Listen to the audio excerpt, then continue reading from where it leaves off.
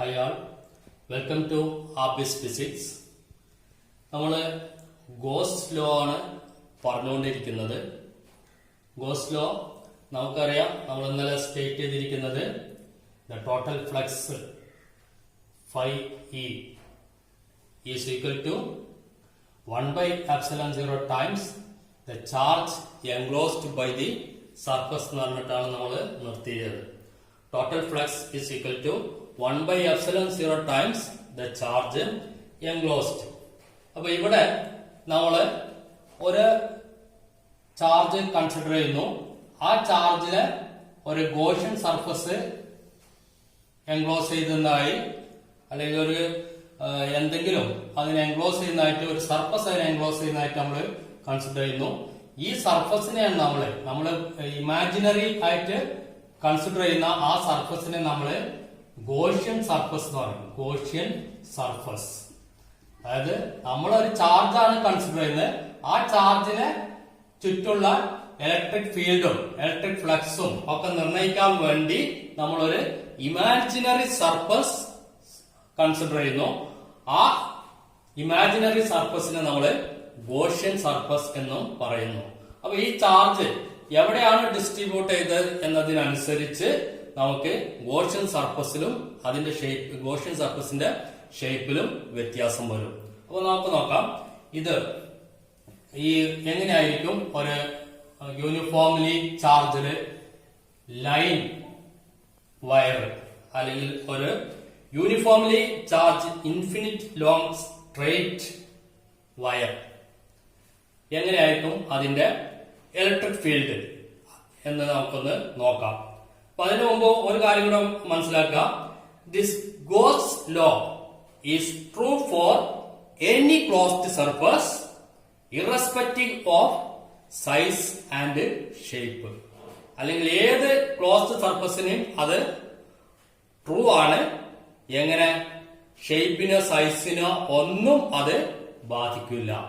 ഷേപ്പോ സൈസോ ഒന്നും നോക്കാതെ ഒരു ക്ലോസ്ഡ് സർഫസിൽ, ഏത് ക്ലോസ്ഡ് സർഫസ് എടുക്കുകയാണെങ്കിലും അതിന് ഗോസ് ലോ ബാധകമാണ്. അതായത് അവിടെ എല്ലാം electric flux will be equal to 1 by epsilon 0 times the charge enclosed. Electric flux will be equal to 1 by epsilon 0 times the charge enclosed, irrespective of the shape and size of the surface. Okay, now we can look the electric field due to an infinitely long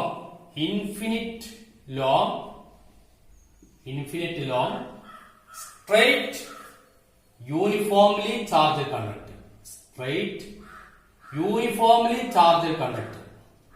അപ്പൊ എല്ലാം നോക്കാം. Uniformly charged conductor, അതായത് conductor uniformly charged ആണ്. അതേപോലെ long straight infinite conductor ആണ്. അപ്പൊ അങ്ങനെ പറയുമ്പോൾ തന്നെ നമ്മൾ മനസ്സിലാക്കുക, നമ്മൾ ഇന്നലെ ചാർജ് ഡിസ്ട്രിബ്യൂഷൻ പറഞ്ഞിരുന്നു. ചാർജ് ഡിസ്ട്രിബ്യൂഷൻ, 3 തരം ചാർജ് ഡിസ്ട്രിബ്യൂഷൻ പറഞ്ഞിരുന്നു. ഒന്ന് അലോങ് ദ വയർ, അല്ലെ? Along the wire. ഇവിടെ നമ്മള് ലാംഡ ആണ് ഉപയോഗിച്ചിരുന്നില്ല. Linear charge density dq by dl. വേറെ സ്ഥലത്ത് നമ്മള് ഒരു സർഫസ് കൺസിഡർ ചെയ്തിരുന്നു, ഒരു സർഫസ് ഏരിയ. അവിടെ surface area charge density, surface charge density ആണ് നമ്മൾ അവിടെ കൺസിഡർ ചെയ്തത്. അവിടെ നമ്മള് sigma is equal to dq by dA എന്ന് പറഞ്ഞിരുന്നു. അതേപോലെ നമ്മള് ഒരു സ്ഫിയറിന്റെ ചാർജ് ഡെൻസിറ്റി പറഞ്ഞിരുന്നു. സ്ഫിയറിന്റെ കേസിൽ നമ്മള് വോളിയം ചാർജ് ഡെൻസിറ്റി ആണ് പറഞ്ഞത്. Volume charge density rho is equal to dq by dV. അപ്പൊ ഇത് പഠിച്ചത്, ഈ ഇക്വേഷൻസ് പഠിച്ചത് നമ്മള് വരാൻ പോകുന്ന ഗോസ് ലോയില് അപ്ലൈ ചെയ്യാൻ വേണ്ടിയായിരുന്നു. അപ്പൊ ഇവിടെ നമുക്ക് infinite long straight uniformly charged conductor. അപ്പോ നമുക്ക് മനസ്സിലാക്കാം, അവിടെ ഏത് ഡെൻസിറ്റി എടുക്കണം? ലീനിയർ ചാർജ് ഡെൻസിറ്റി എന്നുള്ള കൺസെപ്റ്റ് ഓർമ്മയിൽ വരണം. ഓക്കെ, അപ്പൊ നമുക്ക് അങ്ങനെയാണെങ്കിൽ ഒന്ന് നോക്കാം. അപ്പൊ നമ്മൾ ഒരു small length of the conductor consider ചെയ്യുന്നു. ആദ്യം dl, അതുകൊണ്ട് ഇവിടെ ഉണ്ടാക്കുന്ന ഫീൽഡ് ഡിറ്റർമിൻ ചെയ്യുന്നു. ഈ പി എന്ന് പറഞ്ഞ പോയിന്റ് അവിടെ ഒരു small area D A consider ചെയ്യുന്നു. ആ മൊത്തം ഡിറ്റർമിൻ ചെയ്തതിനു ശേഷം നമ്മള് അത് ഈ ഗോഷ്യൻ സർഫസിന് അപ്ലൈ ചെയ്യുന്നു. ഓക്കെ, അപ്പൊ ഇവിടെ നമ്മള് ഒരു സ്മോൾ ഏരിയ കൺസിഡർ ചെയ്യാം. Small area D A is considered. Now electric field E is acting in this direction and dA is also in that direction. dA is also in that direction. Okay, if you are considering the dA here, what will be the direction of dA? Area എന്ന് പറയുന്നത് ഇവിടെയാണ് consider ചെയ്യുന്നത്. സിലിണ്ടറിന്റെ face ആണ്, top ഫേസും bottom ഫേസും ആണ്. ഇവിടെയാണ് കൺസിഡർ ചെയ്യുന്നതെങ്കിൽ dA is acting in this direction. dA is upward and electric field is in this direction. Here also, if you are considering an area here, dA is in this direction and electric field is in this same direction as the radial vector. Okay, so we have determined that the electric flux. നമ്മള് electric ഫ്ലക്സിനെ പറ്റി പറഞ്ഞപ്പോ ആദ്യം പറഞ്ഞിരുന്നു electric flux phi E is equal to integral E dot D A. Integral E dot D A and this is equal to integral of E cos theta D A where theta is the angle between electric field and the area vector. So here the area vector, the angle between E and area vector is 90 degree. Cos theta then cos 90. Cos 90 equal to 0. So the electric flux at this point, at this phase, the top surface will be equal to 0. Electric field or electric flux at top surface is equal to 0. Then what will be the bottom surface? The electric flux at the bottom surface? It will also be 0 because this dA and E are perpendicular to each other. Now, what is the case at this point P? At the point P, the electric flux is given E cos theta dA and it is equal to E cos, what is the angle between dA and E? dA and E are in the same direction, so angle between dA and E is equal to 0, so cos 0 dA. Okay, and cos 0 means cos 0 is equal to 1, so this becomes E integral dA. E integral dA. Okay, we have to find electric field here, so this E is to be determined. So here integral dA. Integral dA. What is integral dA? Integral dA എന്ന് പറയുന്നത് എന്തായിരിക്കും? എന്തായിരിക്കും ഇതിന്റെ area എന്ന് പറയുന്നത്? Gaussian സർഫസിന്റെ area ആണ് ഇപ്പൊ പറയുന്നത്. അതായത് ഡി എന്ന് പറയുന്ന ഒരു സ്മോൾ ഏരിയ ആണ്. ഗോഷ്യൻ സർഫസിന്റെ ഏരിയ എന്ന് പറയുന്നത് ഈ സിലിണ്ടറിന്റെ ഏരിയ ആണ്. What is the area of the cylinder? സിലിണ്ടറിന്റെ ഏരിയ എങ്ങനെ കാണാം? Area of cylinder. നിങ്ങള് 10ാം ക്ലാസ് പഠിച്ചിട്ടുണ്ടാവും. ഏരിയ ഓഫ് സിലിണ്ടർ എന്തായിരുന്നു? ദിസ് ചുറ്റളവ് അല്ലെ, 2πr.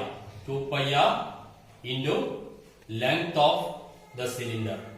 Okay, so 2πrl will be the total area of the cylinder. So this integral dA becomes 2πrl. Integral dA is equal to 2πrl. So this equation becomes phi E is equal to E integral dA becomes phi E is equal to E 2πrl. Okay, take it as equation 1. E 2πrl. Now by Gauss law, and the Gauss law, electric flux enclosed by electric flux around a charge enclosed by a surface is equal to 1 by epsilon 0 times the charge enclosed. Electric flux is equal to 1 by epsilon 0 times the charge enclosed എന്നാണ് goes law പറയുന്നത്. അപ്പൊ ഇവിടെ നമുക്ക് Q എന്ന് പറയുന്നത് charge enclosed ആണ്. ആ charge enclosed എന്തായിരിക്കും? ഇപ്പൊ നോക്കിയ നമ്മളെ ഒരു സ്മോൾ ഏരിയ കൺസിഡർ ചെയ്ത് കഴിഞ്ഞാൽ lambda is equal to the charge density lambda, the linear charge density lambda is equal to dq divided by dl. dq divided by dl. So dq is equal to lambda dl. Lambda dl. Then q is equal to integral dq is equal to q. Integral dq is equal to q. Then here also integral lambda dl. So q is equal to lambda integral dl. Lambda integral dl എന്നാണ് integral dl എന്ന് പറയുന്നത് this is l. So q is equal to lambda l. So substituting in this equation, what will be this? 1 by epsilon 0. This becomes 1 by epsilon 0 lambda l. So this is equation 2. Phi e is equal to 1 by epsilon 0 lambda l. Then from 1 and 2 left LHS രണ്ടും same ആണ്. phi e ആണ്, ഇവിടെ phi e ആണ്. So we can write it as e 2 pi r l is equal to 1 by epsilon 0 lambda l. So electric field E is equal to 1 by epsilon 0 into 1 by 2 pi r into lambda. Okay. So this final equation is E is equal to lambda divided by 2 pi epsilon 0 r.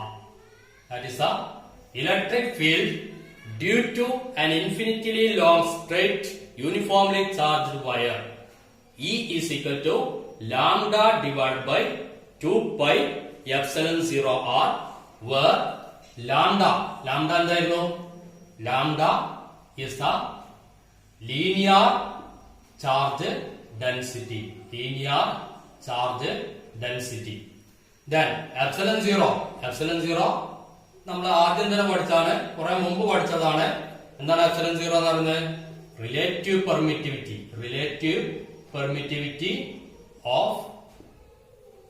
free space. Relative permittivity of free space or the relative permittivity of air. And R എന്ന് പറയുന്നത് എന്താണ്?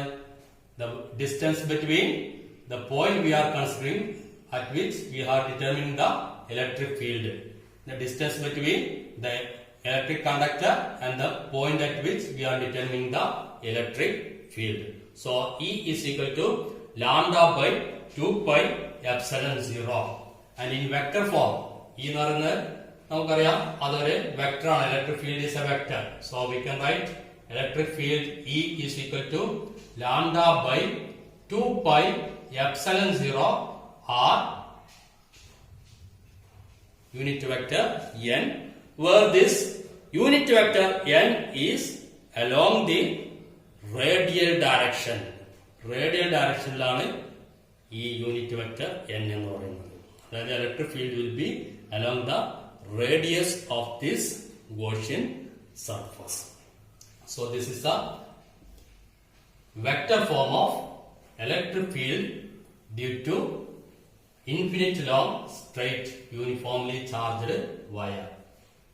So hope that you have understood all the terms and the symbols used in this portion. So the final equation becomes E is equal to lambda by 2 pi epsilon 0 r, which is the electric field due to infinite long straight uniformly charged wire. Okay.